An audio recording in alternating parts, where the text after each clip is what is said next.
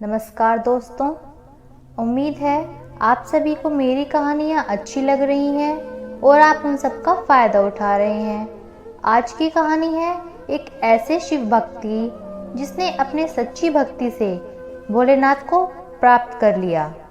और आपको मेरा ये चैनल अच्छा लगे, कहानियाँ अच्छी लगे तो लाइक कीजिए, सब्सक्राइब कीजिए और जितना हो सके शेयर कीजिए और मुझे कमेंट में बताइए कि आपको मेरी कहानियाँ कैसी लग रही हैं। आज की कहानी एक ऐसे भक्ति की है जिसका नाम है नंदलाल। वो शिव से बहुत प्रेम करते थे। नंदलाल एक ऐसे शिव भक्त थे जिन्हें बचपन से ही ये लगता था कि उन्हें शिव बुला रहे हैं।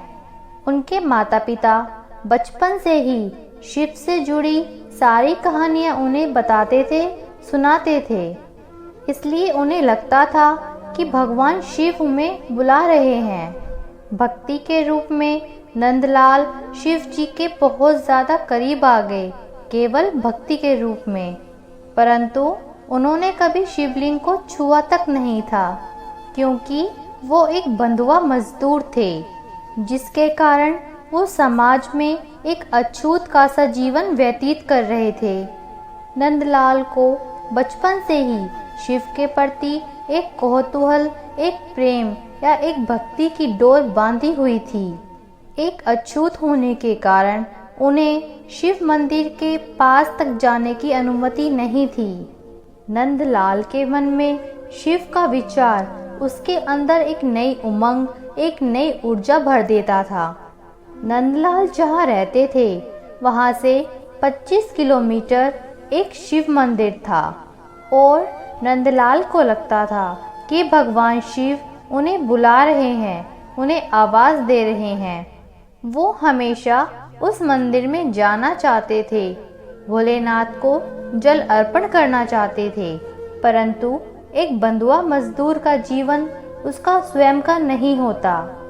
जमींदार की इजाज़त के बिना वो कहीं नहीं जा सकते थे। नंदलाल ने जमींदार से कई बार कहा कि मुझे केवल जीवन में एक बार उन शिव मंदिर में जाना है, भोलेनाथ के दर्शन करने हैं, केवल एक दिन के लिए। लेकिन जमींदार उन्हें सदैव मना कर देता। जमींदार कहता, खेतों में बहुत काम है, तुम मेरा एक दिन भी क्या, एक घंटा भी बर्बाद नहीं कर सकते। जमींदार के बार बार मना करने के बाद भी उनके मन में शिव दर्शन की कामना एवं इच्छा कभी कम नहीं हुई। इसके विपरीत उनके मन में भगवान शिव के प्रति जिज्ञासा और बढ़ती गई। उन्हें तो बस एक बार शिव को देखना था, उनके दर्शन करने थे। उन्होंने फिर एक बार एक नई ऊर्जा एवं एक नए गौरव के साथ फिर से उस जमींदार से जाने की अनुमति मांगी। ऐसा गौरव जो एक बंधुआ मजदूर में कभी नहीं होता। परंतु जमींदार ने बिल्कुल मना कर दिया। नंदलाल ने कहा, मैं कल जाना चाहता हूँ, इसीलिए मैं आज ही सारा काम समाप्त करके जाऊँगा। इतना सुनकर जमींदार ने इस बार उसकी बात मान ली। जमींदार ने कहा, तुम जा तो सकते हो, परंतु जाने से पहले अगली सुबह तुम्हें 40 एकड़ जमीन पे जुताई करनी होगी, तभी तुम शाम तक के लिए जा सकोगे, वरना नहीं। ऐसा कहकर जमींदार वहां से चला गया।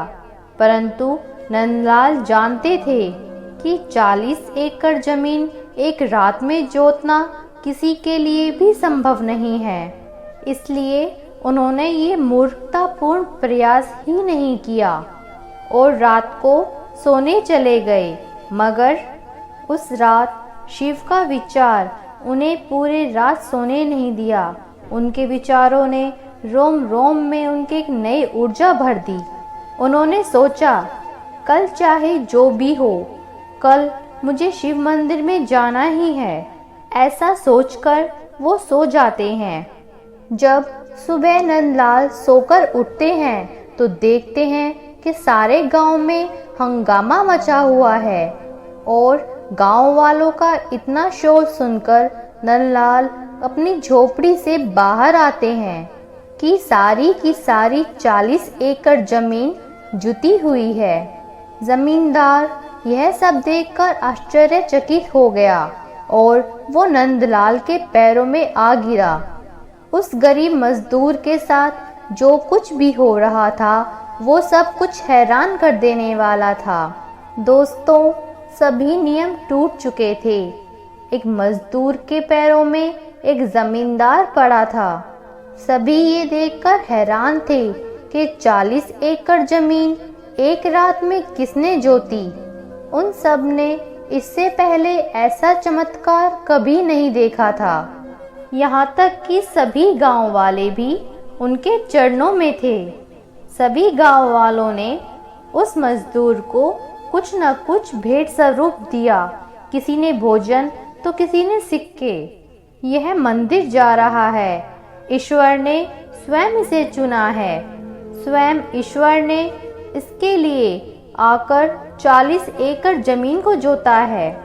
लोगों के इतने अपार स्नेह के साथ एवं आदर के साथ वो प्रेम स्वरूप अपने शिव मंदिर की ओर आगे बढ़ा। बहुत पैदल चलने के बाद आखिरकार वो मंदिर पहुंच ही गया, परंतु मंदिर के बाहर आकर उसकी आंखों में आंसू आ गए। सारा जीवन एक अछूत की तरह जीने के बावजूद वो भूला नहीं था कि मंदिर का पुजारी आसानी से उसे अंदर नहीं जाने देगा। नंदलाल वहीं बाहर ही उदास मन से एवं आंखों में आंसू लिए बाहर ही खड़ा हो गया और बाहर से ही शिवलिंग को देखने की कोशिश करने लगा। दोस्तों, फिर जो हुआ ये सुनकर आप सभी के रोंगटे खड़े हो जाएंगे। दोस्तों, शिवलिंग के सामने बैठा नंदी ठीक वहां से दाईं ओर खिसक गया और परिणाम स्वरूप नंदलाल ने शिव जी के दर्शन किए। पत्थर से बना भारी नंदी एक और खिसक गया। यह अद्भुत चमत्कार देखकर वहां के पुजारी एवं अन्य सभी लोग हैरान रह गए। मंदिर के बाहर खड़ा वो गरीब व्यक्ति अपने दोनों हाथ उठाए हर हर महादेव, हर हर महादेव ऐसा कहने लगा। इस घटना के बाद ही उस व्यक्ति का नाम नंदलाल पड़ा। इससे पहले उसकी कोई पहचान नहीं थी। उसे केवल एक बंधुआ मजदूर की भांति एवं बंधुआ मजदूर के नाम से ही जाना जाता था, परंतु उसकी शिव भक्ति ने उसे एक नया नाम दिया, एक नई पहचान दी। उम्मीद है आप सभी को ये कहानी अच्छी लगी होगी। ओम नमः शिवाय।